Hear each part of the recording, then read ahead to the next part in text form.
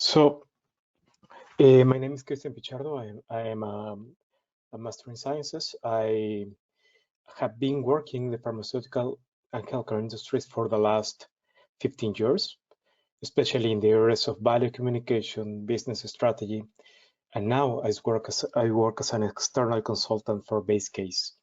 I have been working as a Basecase user for the last 8 years, and I have used it in several companies as Abby, Pfizer, before joining the team as an external health economics consultant. I have also been working with several markets across emerging markets and also at the global developed markets regions. So this is a short introduction about me, and now we will talk about some of the key important factors that can make digital tools an important part of the strategy for value communication. Okay, so let's start. And let's start with a fact that I think that we all will agree on this session, and that's that value communication is extremely important for success. We have been at crossroads for the last years, and we have been exposed to changes in the core market of the pharmaceutical and healthcare industries, and also in the regulatory settings, both for regulatory approvals and for formulary reimbursement. And that's a global trend, and it's a trend that has been even more strengthened after the COVID pandemic, as healthcare has been a relevant part of the public policies and of the public dialogue in all the markets, in particular in the markets that have a formalized health technology assessment.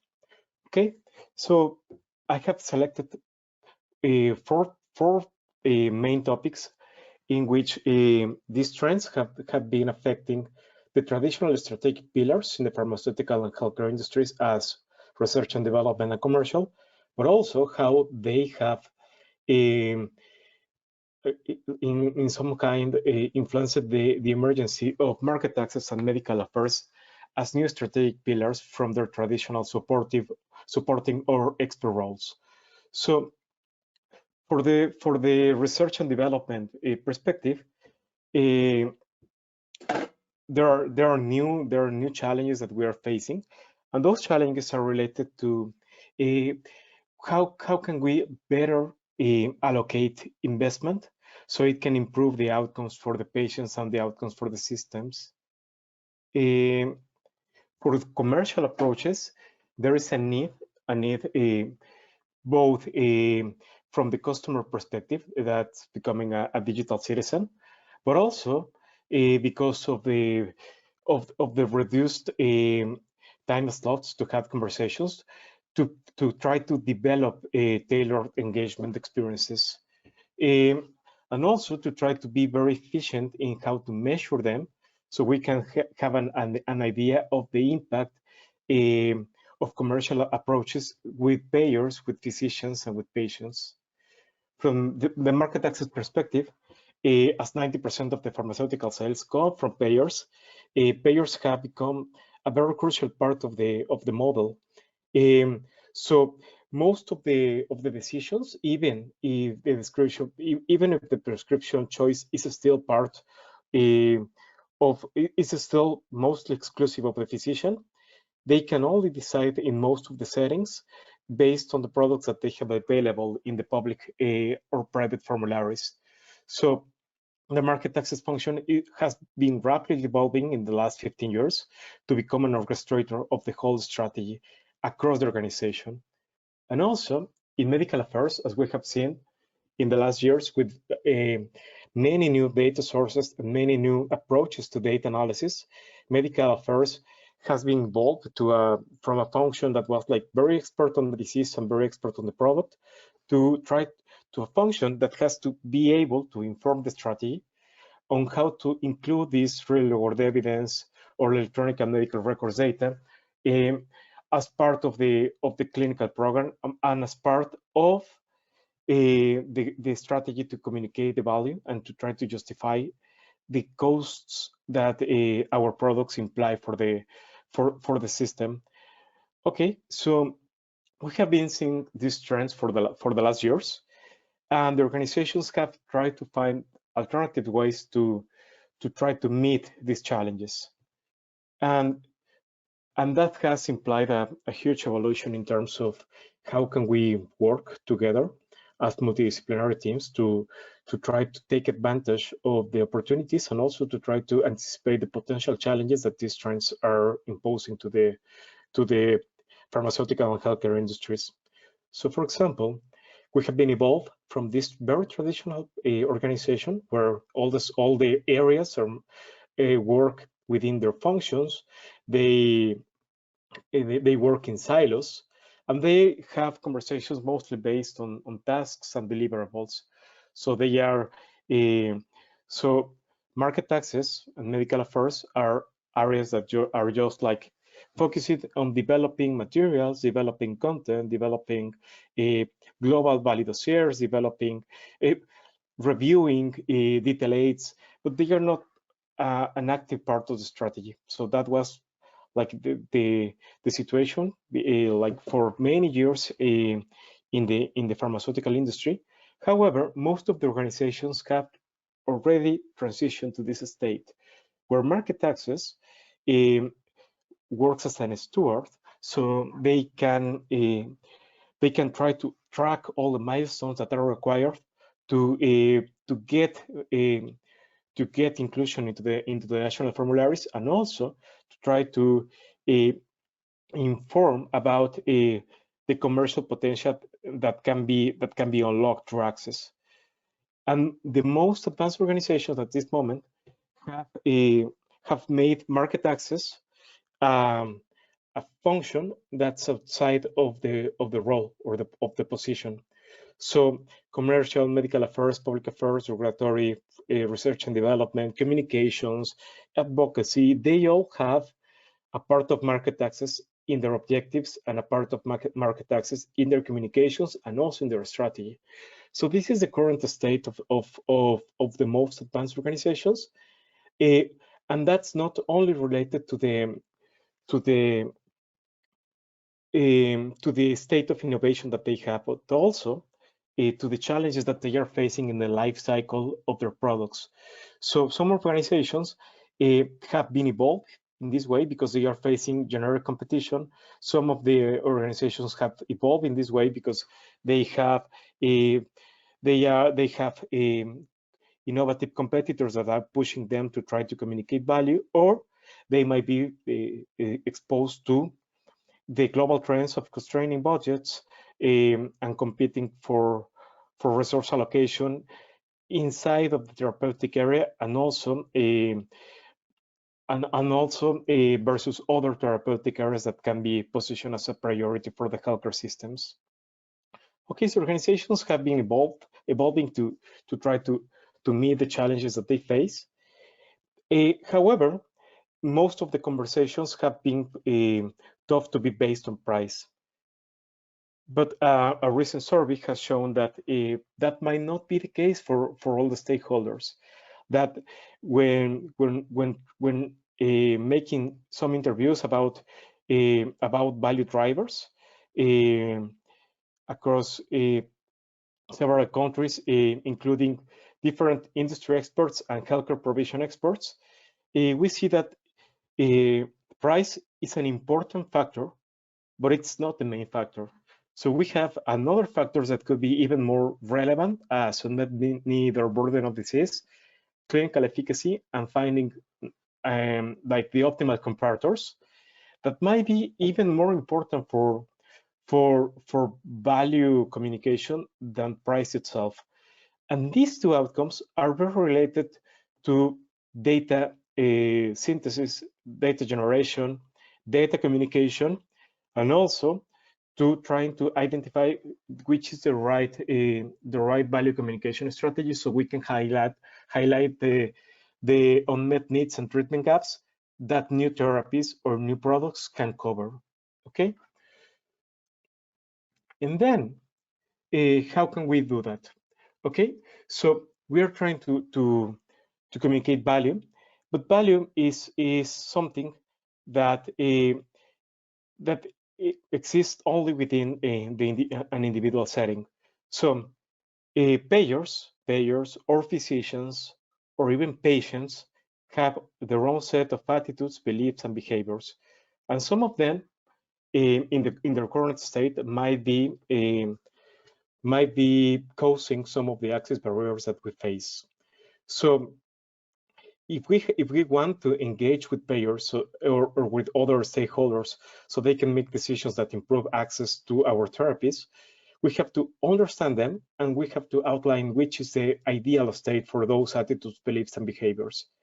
And it has been shown that the only way to make these transformations is through a transformational narrative. Like, because even if it's true that stakeholders live within their context and within the regulatory constraints, it's also true that that those constraints are also the product of some like higher scale decision processes that can also be influenced in the right way. So trying to bring into conscious what's the narrative that's supporting the current attitudes, beliefs, and behaviors, we can create a strategy of communication so we can influence on them and have different outcomes for the patients. Okay, so at the end, what we are trying to build are narratives. And narratives are the processes of synthesizing information with emotion to provide and convey meaning. So for example, if a particular payer believes that they don't need a new oncology therapy because they already have alternatives for that product, we have to understand which is the narrative that's behind that idea, and we have to find the good support based on evidence to build a narrative that can help that payer rethink about that particular assumption or idea that he currently has. Okay, so and how do we do it currently? Okay, so currently we have in the healthcare industries we have value communicators. Okay, some of them can be part of the sales teams. Some of them can be account managers. Some of them can be part of market access or HOR. Some of them can have a more clinical profile, but all of them communicate value at different levels. Some of them with commercial objectives, some of them with access objectives, and some of them are trying just to clarify unmet needs and product attributes. But they all depend on two things. One of them is the story that they are trying to communicate, and the other one is the supporting evidence that they have. However, they face two very important challenges. One of them is that stakeholders are not unique. They might have different archetypes, and those archetypes can have their own dynamics within the payer organizations. So for example, some of them might be very clinical, some of them might be more balanced, some of them might be more individual, some of them might be more focused on the patient or focus only on the cost, and they coexist in the settings of the payer organizations. And the other and the other important challenges is that these stakeholders have different preferences for receiving information. Some of them like to have like small meetings. Some of them like to go into detail of some particular clinical or economic aspects of the value proposition. Some of them like to learn by themselves. Some of them like to engage with meetings with other professionals. So we can identify that these two challenges make an additional pressure to have tailored strategies. An additional challenge that we have is that we face competitive environments. So our stakeholders are not only they are not only having meetings with us, they are also having meetings with our competitors and with different providers of different kind of solutions. So we have to find also ways to differentiate from them and also ways to engage in a better, more tailored way. So we need to have like tools that can help us creating structured stories that can be then tailored to each of the settings and each of the meetings where we will meet our stakeholders. Okay. Then, which are the tools that these that these value communicators have for those purposes? They have value stories, and those value stories are mostly delivered through documents. So they have documents. Some of these documents are value dossiers.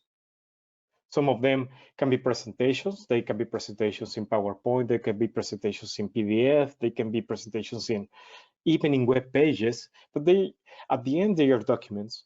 Some of them can be like one pagers, just very simple pagers, or flashcards, or executive summaries. Some of them can be tailored reports. So we can like on one of the things that I was doing when I was at Pfizer and Sanofi and AbbVie was that I was like creating tailored reports for each of the accounts or for particular stakeholders. So I could be able to highlight what was needed for them and what they were valuing, and to develop something that was very particular for them. And the other like important branch of the tools is the evidence, and that evidence is very variable. Some of the evidence that we use for these value engagements are models like spreadsheets, or also like code-based models in particular languages as R, or models in TrueH, or models in different alternatives. We can have also like ad hoc tools. We can have publications, so other kind of documents as technical reports or clinical summaries. And all of these have like some challenges. And the challenges that they mostly face is that they need a lot of manual tailoring. Otherwise, they are extremely like rigid. So if they're very rigid, they are not worth for engaging with this multiplicity of payers and a multiplicity of stakeholders. Some of them might be very flexible, but they might not be very visually appealing, like Excel. We can have models in Excel, and we can even have text that will like guide the users through the models. So, and we can even like have some kind of navigation within Excel. So the users can just go and play with it and try to make a story, some kind of storytelling with Excel. But at the end, it's not very comfortable for the users and for the audiences. You have to open the computer, you have to wait for it to load, you have to find a good setting so you can show it. And given that Excel was not meant for creating presentations, you will find that it will have its limitations. Or we can have these rigid documents where we have a linear story, we have a master deck, or we can have like subsegments of a master deck that we can use for value engagement. But then we can only show the base case scenario of our models, because we can only like we cannot do calculations within an interactive PDF or within a simple PowerPoint. So we find those kind of additional challenges. And another alternative is to develop an app using a programming language. But then we have another challenge, and the challenge that we face in that setting is that if we choose to make if we choose to program a tool, then we have to rely for a long period in the developers. If we know that in market access and in medical affairs, we have a lot of new data all the months, all the weeks, and with the with the appearance of real world evidence and those complementary data sources, that trend will only increase. So if we have to make changes in the assumptions and in the engines of the programs that we can develop, that's going to be extremely challenging for maintenance, and also for trying to transfer tools from one country or one context or one account to another. So we have those approaches, like we have the slide decks, PDFs that are just a variety of slide decks. We have spreadsheets, and we have custom applications. And all of them leave this kind of gap where we still need some kind of balance between flexibility, the look and feel, the ability to calculate alternative scenarios, or to make or to move some parameters in the models, and then the easiness to take that and be able to escalate it from one account to another, or from one country to another. Okay, so that was the reason why Basecase was born. That was the reason of the creation of Basecase. And Basecase, what is we can see it in this like 2 layers. It's like an oversimplification on what's on the idea of Basecase. So we have an interface that's represented by this nice looking graphic and at the top of the image at the right, and an Excel file like a spreadsheet. So the idea is that you could take all the functionalities in Excel, and then you can take all those formulas, and you can link the formulas, the inputs and the outputs, with an interface. So instead of having to use your computer, and instead to having to work a lot with VBA contours to try to make it like more visually appealing, you can, in using a platform, build native connections between an interface and an Excel. The advantage is that you can like create this interactive storytelling. You can select which is the content that you want to highlight, and in this way you can overcome some of the challenges that we have discussed before, and you can take advantage of the logic that you have in Excel to also make some scenarios, to make some calculations, just as you were using your own Excel model. And also, one of the third pillar of Basecase is the distribution platform. So the distribution platform can work as a content management system. It can work also as you can also have different levels of users. So some of the users can be editors, some of them can be administrators, some of them can create new accounts, some of them are only viewers, and you can also distribute the content in an scalable way, because you can create copies of the apps, and then you can use the functionalities of the platform to make new versions that can be for different countries, that can be for different settings or different accounts, and you can maintain them as easy as if you were maintaining a presentation and an Excel. So any user that can be that's proficient in using Excel or PowerPoint has currently all the capabilities that they need to get familiar with Basecase and to develop their own tools. The proof, as has been said in the introduction, is that this presentation that we are seeing was totally built using the Basecase platform. And I am a mathematician, I am not a programmer. So so even somebody that doesn't have like a programming background can use it. I'm not a designer, so you will see that it might not look as fancy as it could be, but it's still very simple to build these kind of tools that are visually appealing, that can have different levels of information, as using tooltips, or as using pop-ups or tabs or secondary views, or so you can like layer all the content inside of the same presentation, and you can have a unique balance between the flexibility, scalability, and also you can have like some efficiencies in terms of cost, because you can use a single platform to develop all the tools that you need for different contexts, for different accounts, for different countries, in using the same platform, and you can take advantage of it.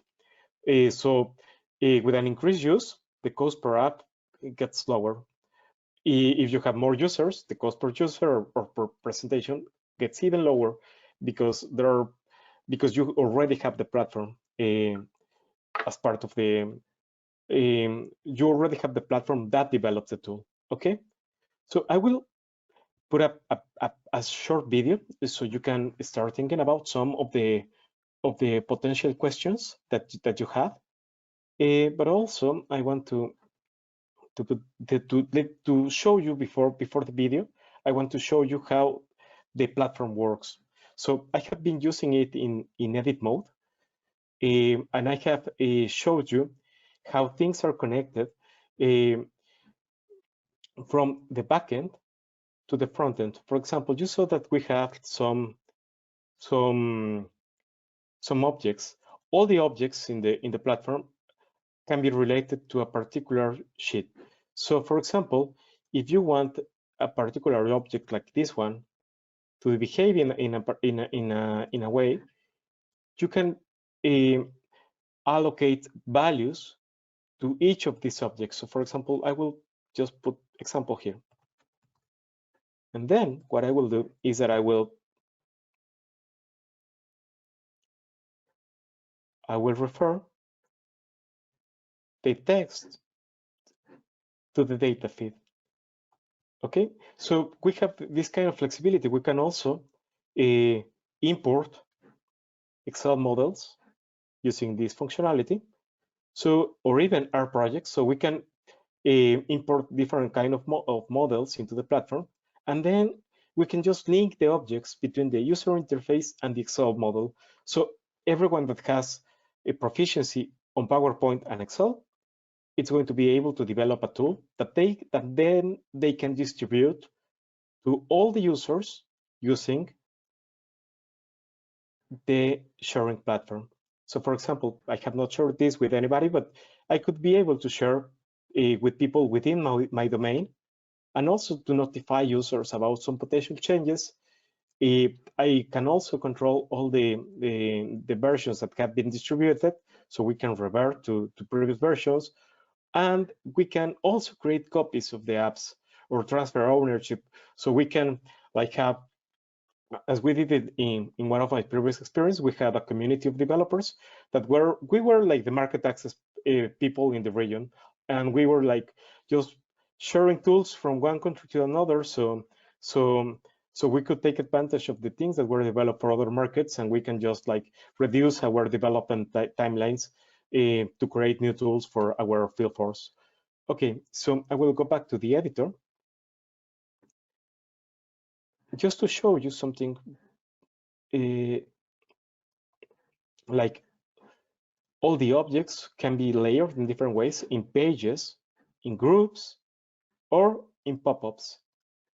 And we can create these buttons that can help us to link the buttons with the actual objects. So for example, I have embedded a video here. What I wanted to show you is that we're able to embed all kind of contents as part of the platform. So we have a comprehensive approach to all the media, all the messages, and also all the calculations within a single tool that can then be escalated to different markets and to different contexts. And that's very easy to maintain.